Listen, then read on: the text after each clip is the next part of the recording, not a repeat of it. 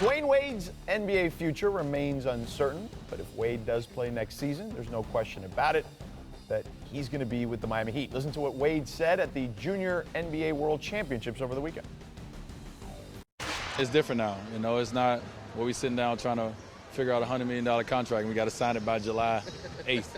It's a different situation now. So, you know, I think we have time. And still definitely the Heat only. I know you had said that last month.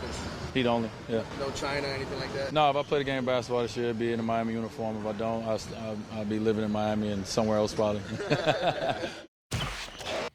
All right, Kevin, do you expect Wade to be on the Heat's roster this season? Yeah, my best intelligence says yes. They'll work something out. I mean, a couple things here. One is he's going to retire on his terms, and his terms are very clearly with the Miami Heat, one way or the other.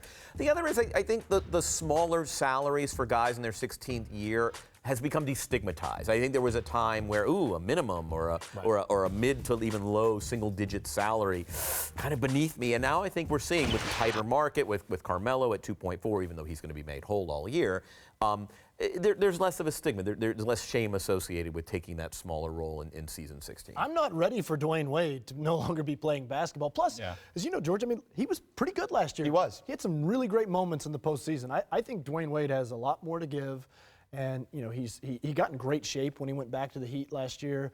The 82-game schedule, they might have to, compensate for some of that. But, for Dwyane Wade to be in a position where he is ready to be done playing basketball, that just seems too far for me to go. Yeah, I'm with you. I got a chance to speak with him on SportsCenter when he came back, and he talked about the shape. He said no more wine like he had in Cleveland at the time, and getting in shape. Kevin, you've been there. You were there for a number of years. You know what that's like. That is you were also in great shape back then. Riley was checking your body fat. I feel like that. Too much Cuban sandwich, I think. But, but with Dwyane, he did have some great moments, and I think that because they still have relatively a young roster, particularly at the guard position beyond Goran Dragic. There's a lot of guys there at the swing positions, Justice Winslow, Josh Richardson, Tyler Johnson, who look up to Dwyane, and I think that Dwyane understands that.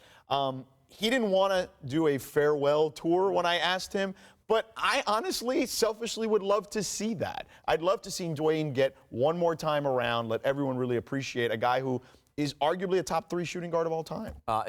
Greatest shot blocking number 2 of all times, and they have seriously the best alternate uniforms in the league. Yeah. And he looks great in the Miami Vice uniforms? Yes, although I know management feels like they don't play all that well in them. So yeah, they don't. There's some consternation. Kevin, you mentioned, though, how it's been destigmatized, the contract structure.